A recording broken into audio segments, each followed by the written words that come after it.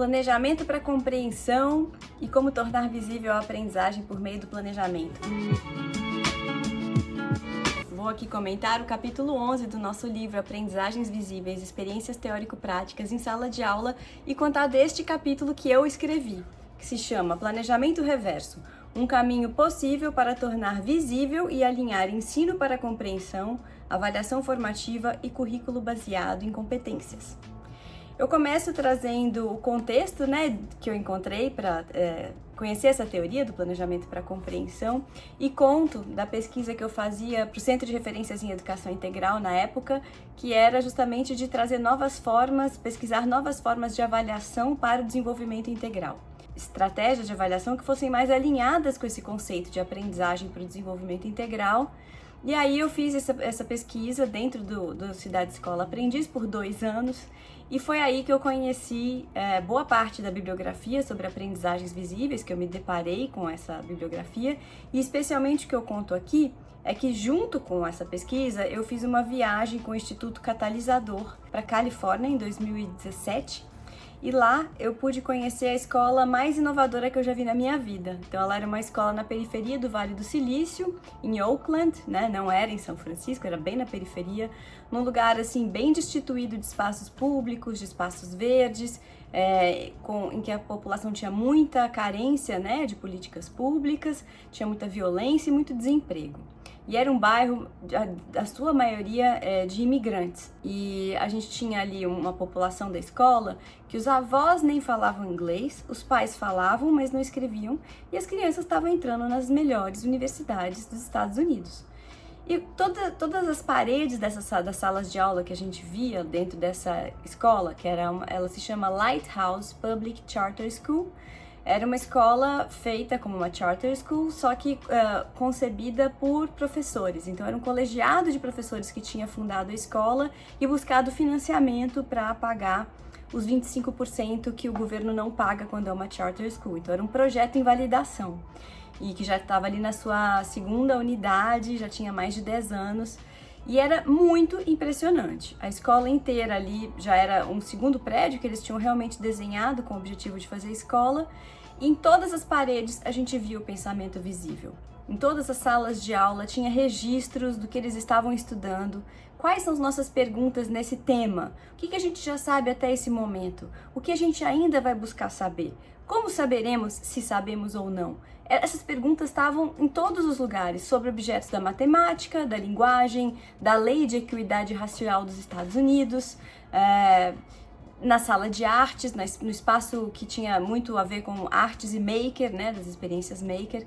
Era muito surpreendente. E eu lembro até hoje que me impactou muito a sala de aula de matemática. Estava ali com a letra do professor escrito.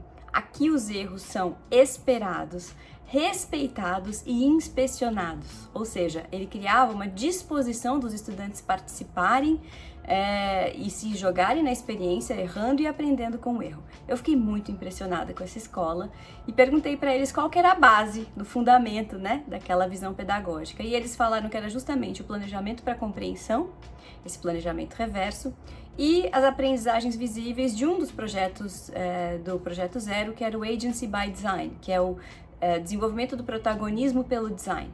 Então, os estudantes eram sempre desafiados em todas as séries, em todas as matérias, a pensar o desenho das coisas, a modificar as coisas, a questionar as coisas, a redesenhar processos, a realizar investigações. Então, é uma visão muito potente, muito contemporânea de ensino e que, para ser planejada, se valia do planejamento para compreensão, do tal do planejamento reverso. Eu daí começo a explicar o que é pensar na compreensão, o que é o planejamento reverso e qual que é a origem.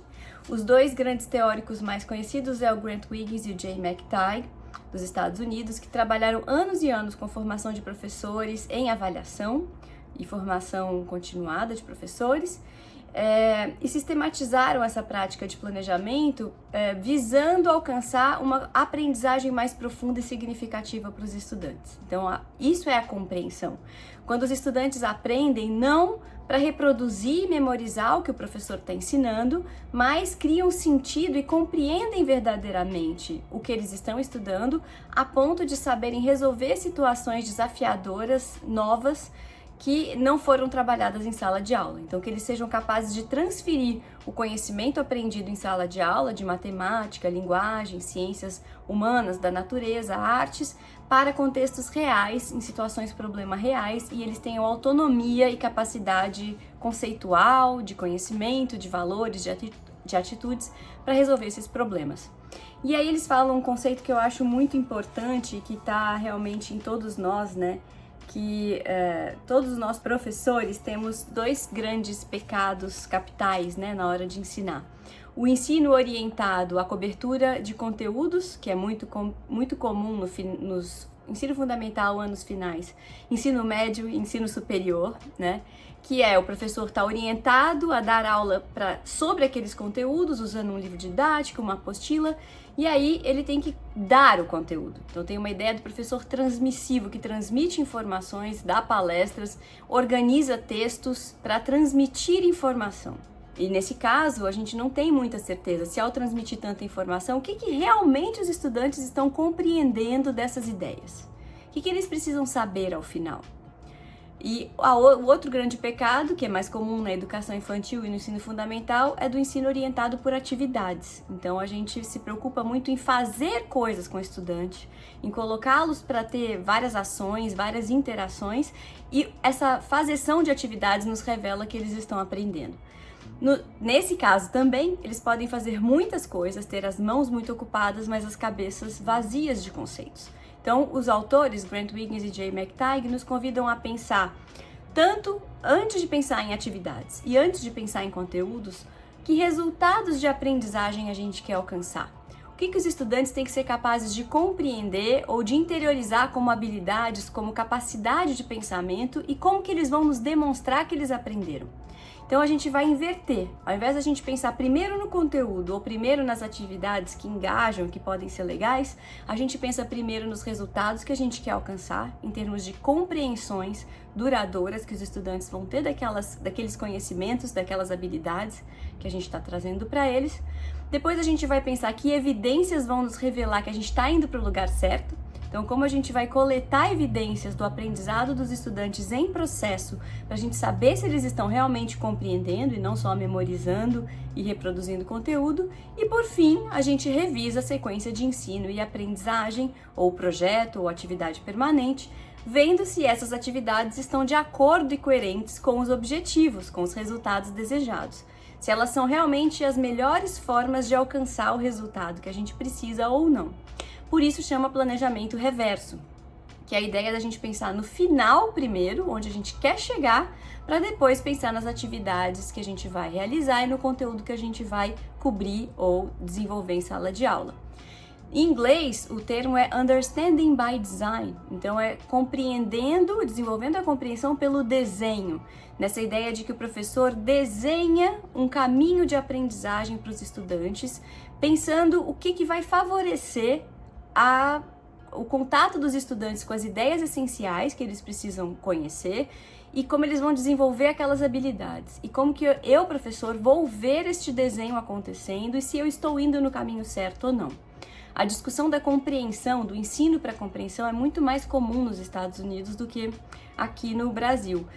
Aqui o que a gente fala é mais em metodologias ativas para uma aprendizagem profunda e significativa. Lá essa mesma discussão é feita no sentido de como garantir a compreensão dos estudantes, como fazê-los entender e interiorizar conhecimentos e habilidades de forma que eles transfiram isso para a vida.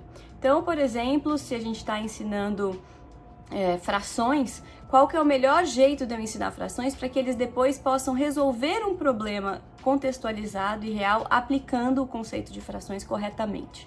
Então eu penso menos em fazer exercícios de livro didático e mais em pensar como eu verei que os estudantes realmente compreenderam o conceito de frações, que tipo de exercício me revela que eles não só decodificaram ali o algoritmo ou aprenderam a colorir gráficos de pizza, por exemplo, que são tradicionais para o ensino de frações, mas, por exemplo, vão saber realizar cálculos de divisão em proporções iguais numa situação de geometria, numa situação de projetar um espaço com área e com cálculo simples que eles sejam capazes de fazer, aplicando o conceito de frações.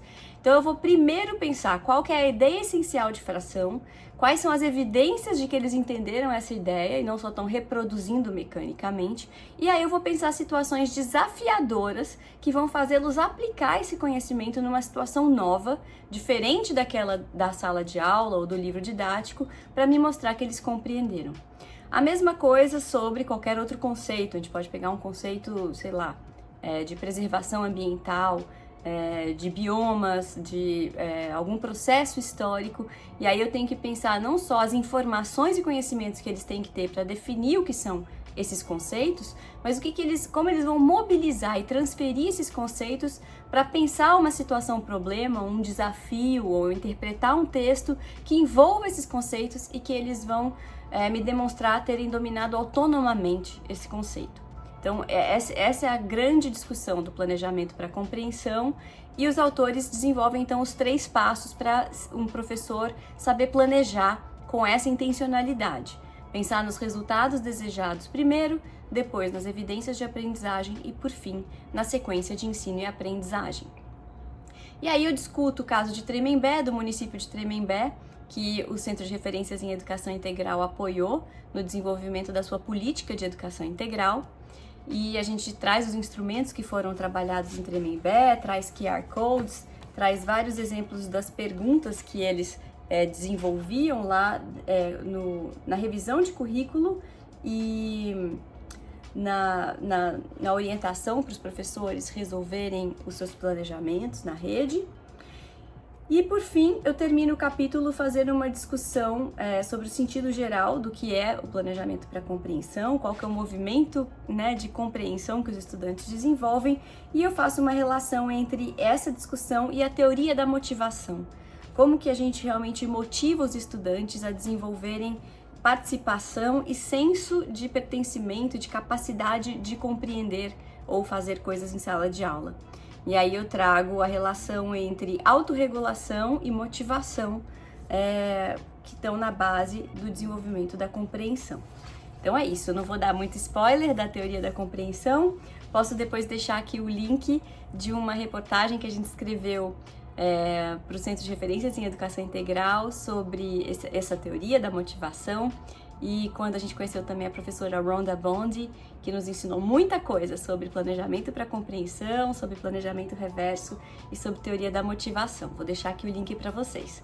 Se você gostou, clica, dá um like, faz um comentário, traz uma pergunta sobre o planejamento e como você pode desenvolvê-lo no seu contexto e compartilha, leva para outros professores conhecerem essa ideia e virem com a gente checar aqui no canal, na playlist, uma série de todo o nosso canal sobre o livro, das aprendizagens visíveis, e também o canal sobre planejamento para compreensão, que a gente começou a gravar junto com a Maria Xavier.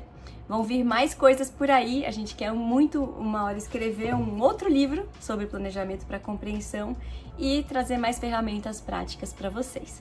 Deixem seu comentário. Obrigada!